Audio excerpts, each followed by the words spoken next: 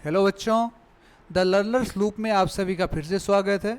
और यहाँ पर हम 10th क्लास की इकोनॉमिक्स पढ़ा रहे थे और उनका पहला चैप्टर डेवलपमेंट में हम लोग चल रहे थे। और डेवलपमेंट में हम पढ़े हुए थे कि सबसे पहले कि डेवलपमेंट होता क्या है, सब्जेक्टिव होता है, कन्फ्लिक्टिंग होता है।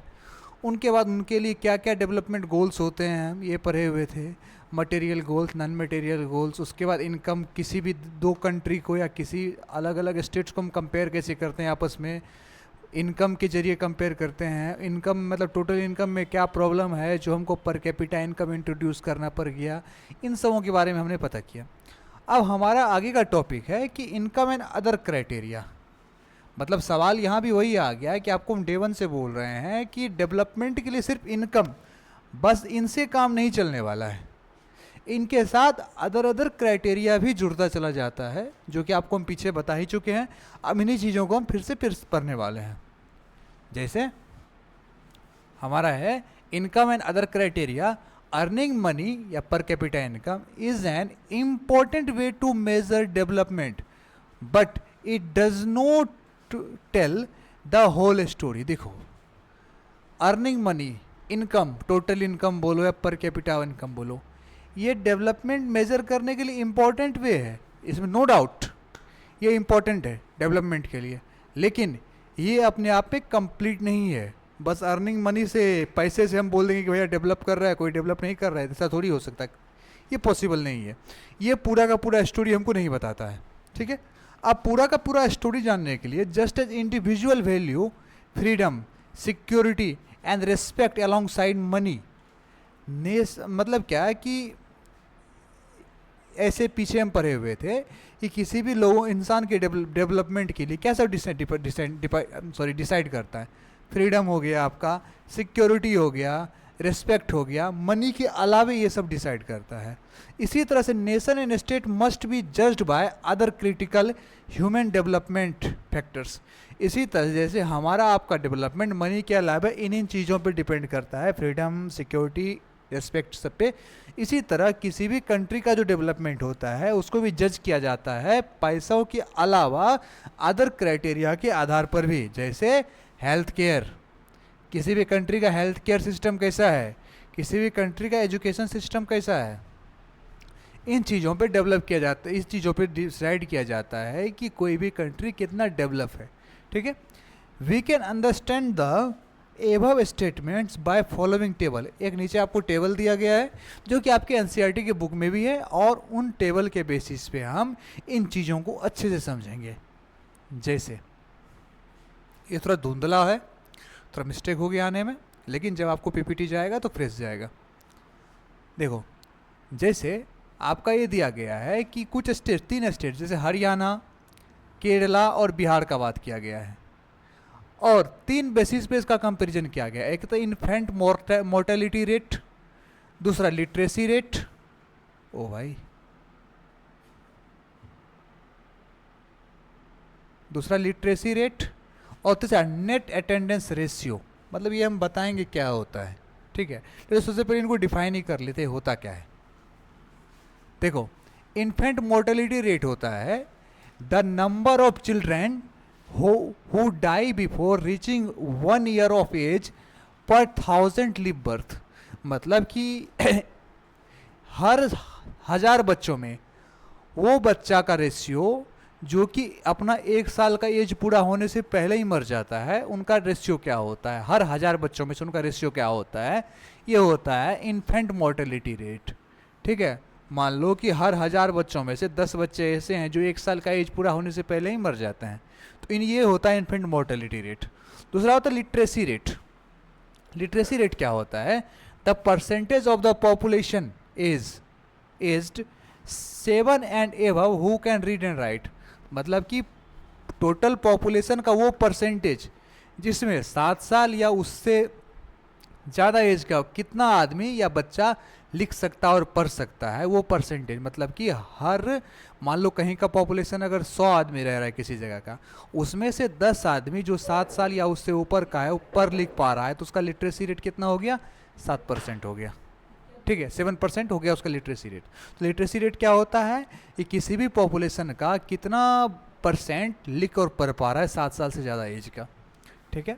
और आपका net attendance ratio, the percentage of children age 15 to 17 years who actually attend secondary school, मतलब कि टोटल पॉपुलेशन, बच्चों की पॉपुलेशन में उन बच्चों का परसेंटेज 15 से 17 साल के एज तक का जो कि रियली एक्चुअली में सीनियर सेकेंडरी स्कूल को अटेंड किया है, वहाँ पे उसका अटेंडेंस क्या बना हुआ है, उसको बोलते हैं नेट अटेंडेंस रेशियो।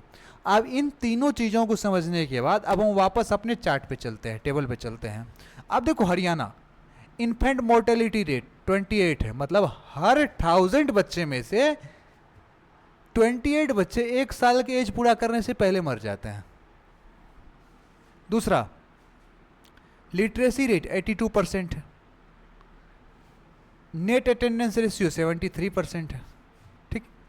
केरला, इसमें मात्र 6 बच्चे, 1000 में से 6 बच्चे मरते हैं 1 साल पूरा होने के बाद। लिटरेसी रेट जानते हैं केरला सबसे ऊपर, अभी तो असम टॉप पे आ गया, असम का लिटरेसी रेट 100% हो गया है, केरला का 94% और नेट अटेंडेंस रेशियो भी इसका 94 है। बिहार, ये 27 बच्चे 100 में से 1 साल पूरा होने से पहले मर जाते हैं, 62% लिटरेसी रेट है बिहार का और 69% नेट अटेंडेंस रेशियो है। अब सवाल ये है कि तीनों स्टेट्स में से हरियाणा के पास सबसे ज़्यादा पैसा है, हरियाणा के पास सबसे ज़्यादा पैसा है और हरियाणा से कम पैसा है केरला के पास, लेकिन इन तीनों क्राइटेरिया पे केरला हरियाणा से ज़्यादा आता है, हरियाणा से ज़्यादा आगे निकल रहा है। तो क्या हम ये कह सकते हैं कि बस पैसा, अगर हम आप इनकम के बेसिस पे अगर आप जज करोगे तो आपको हरियाणा टॉप पे मिलेगा, हरियाणा सबसे डेवलप्ड स्टेट है। लेकिन अगर इन तीनों क्राइटेरिया पे देखोगे तो आपको केरला हरियाणा से ज़्यादा डेवलप्ड स्टेट मिलेगा। फिर भी ये, हालांकि उनका इनकम जो होता है, उनका जो टोटल इनकम है केरला का, वो हरियाणा से कम है, लेकिन फिर भी हरियाणा को हम ज़्यादा डेवलप्ड मान सकते हैं, केरला को ज़्यादा डेवलप्ड मान सकते हैं हरियाणा के कंपैरिजन में। लेकिन फिर भी हरियाणा का क्या है, केरला का जो टोटल इनकम होता है वो हरियाणा से बहुत कम होता है, ठीक। तो हम इन बातों पे समझ सकते हैं कि पैसों के अलावा अदर क्राइटेरिया भी डेवलपमेंट के लिए ज़रूरी होता है। और जब पैसे के आधार पे हम देख रहे थे तो हरियाणा हम वो टॉप पे नज़र आ रहा था, लेकिन जब अदर क्राइटेरिया को देखे तो अपना केरला टॉप पे आ गया, ठीक है। मतलब ये है कि पैसा मैटर करता है, लेकिन एक लिमिट तक ही मैटर करता है मनी डेवलपमेंट के लिए। अब हम आगे बढ़ते हैं, उम्मीद है आप लोग समझ गए होंगे, ये तो समझ ही गए। अगला है पब्लिक फैसिलिटीज़।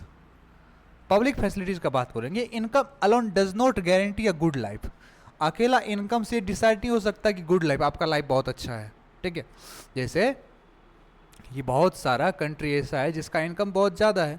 अब बगल में आप भूटान को देखोगे, भूटान का इनकम उतना ज़्यादा नहीं है, लेकिन जब वर्ल्ड हैप्पीनेस इंडेक्स या ग्लोबल हैप्पीनेस इंडेक्स आता है उसमें भूटान टॉप पे रहता है, टॉप 5 में रहता है। क्यों? क्योंकि भूटान वर्ल्ड में सबसे ज़्यादा खुश कंट्री है।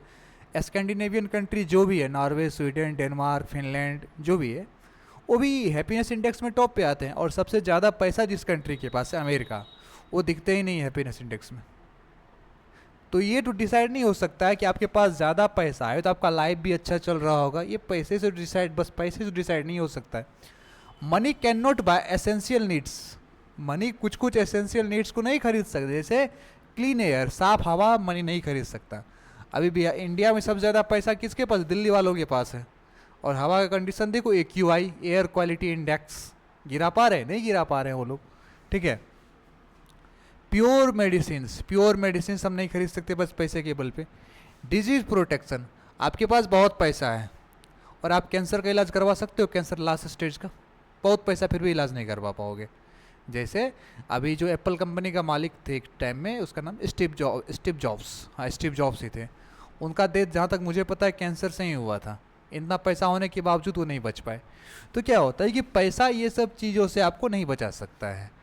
The most effective and cheapest way to access this necessities is possible through collective public facilities provided by government and society such as schools and health care. मतलब ये सब हम आपके पास बहुत पैसा है तो आप अकेले ये सब चीज़ों को नहीं खरीद सकते जब तक इस पर कलेक्टिव सामूहिक प्रयास ना हो।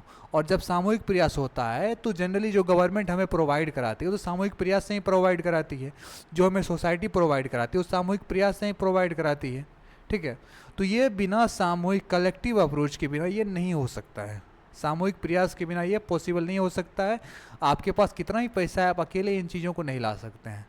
आप मान लो आप अपना घर से एक कॉलोनी में रह रहे हो, आपके पास बहुत पैसा है, आप अपना घर बहुत साफ रख रहे हो एकदम अच्छे से, लेकिन जब कॉलोनी में आप बाहर तो निकलोगे ना, जब बाहर निकलोगे तो क्या अगल बगल तो गंदा रहेगा ना, कहाँ कहाँ बचोगे आप। तो जब तक आप पूरा कॉलोनी वाले मिल के नहीं बात करोगे कि इसको साफ रखना चाहिए, इस तरह रखना चाहिए, तो फिर तो तब तक नहीं हो पाएगा। डिपेंड नहीं करता आपके पास कितना पैसा है। आगे बढ़ते हैं। एग्जाम्पल देखो, Kerala has better health and education outcomes than wealthier state because it focuses on providing these collective public facility like health and education and food। Haryana सबसे, अगर हम केरला का कंपैरिजन कर रहे थे तो हरियाणा के पास पैसा ज़्यादा था केरला की तुलना में, लेकिन इन सब मामलों में केरला उनसे आगे निकल रहा था, डेवलपमेंट में केरला उनसे आगे निकल रहा था। ठीक है, तो ये सारी बातें होती है। अब आगे बढ़ते हैं। अब देखो, एक टर्म आता है जनरली, ये आपके बुक में एक बार दिया हुआ है, जिसको बोलते हैं बॉडी मास इंडेक्स, बीएमआई। ठीक है, अब बीएमआई का जब बात करोगे तो body mass index is the simple score used by nutrition scientist to check the person's properly nourish. मतलब ये एक ऐसा इंडिकेटर है, एक ऐसा इंस्ट्रूमेंट है जिससे हम पता करते हैं कि कोई भी आदमी को प्रॉपर न्यूट्रिशन मिल रहा है कि नहीं। ठीक है, वो प्रॉपर न्यूट्रिशन मिल रहा है कि नहीं, इंसान एक हेल्दी इंसान के लिए जितना ज़रूरत होता है न्यूट्रिशन को उतना उसको मिल रहा है कि नहीं, और उनके पास सारा कुछ अवेलेबल है कि नहीं, ये पता करते हैं इनसे। अब देखो कैलकुलेट कैसे करते हैं। सबसे पहले ये वेट को केजी में मापता है और हाइट को मीटर में मापता है। अब करेगा क्या है कि divide the weight by the square of height. आपका वेट कितना है, आपके हाइट के स्क्वायर से उसको डिवाइड कर दिया जाएगा। डिवाइड करके जितना वैल्यू आएगा उन वैल्यू को क्या करेगा, उनके पास एक चार्ट होता है। ठीक है, अलग अलग एज ग्रोथ के लिए चार्ट होता है। ठीक है, अब उस एज ग्रुप में आप आ रहे हो कि नहीं, उस वैल्यू से आप मैच हो रहे हैं कि नहीं, आपका मतलब आपका जितना वैल्यू आया है उस एज ग्रुप में मैच हो रहे, फिट बैठ रहे हो कि नहीं। अगर फिट नहीं बैठ रहे हो तो 3 कंडीशन हो सकता है। सबसे पहले अगर आप फिट बैठ रहे हो, आप एक एज ग्रुप के लड़का आदमी का वेट जितना होना चाहिए, जितना न्यूट्रिशन मिलना चाहिए, अगर उतना ही न्यूट्रिशन आपको मिल रहा है उस एज ग्रुप में तो आप नॉर्मल हो गए। अगर उससे कम न्यूट्रिशन मिल रहा है तो आप अंडर वेट हो गए, और उससे ज़्यादा मतलब कि ज़्यादा न्यूट्रिशन, अनबैलेंस न्यूट्रिशन ज़्यादा मिल रहा है तो आप ओवर वेट हो गए। ये सब होता है बीएमआई। ठीक है, बॉडी मास इंडेक्स। अब आगे बढ़ते हैं। आगे तो फिर फिलहाल आज का क्लास यहीं तक, और उम्मीद है आप लोगों को ये सारा चीज़ अच्छे से समझ में आया होगा, और आगे हम बढ़ेंगे अगले क्लास में। ठीक है, तब तक के लिए बाय बाय, धन्यवाद आप सभी का।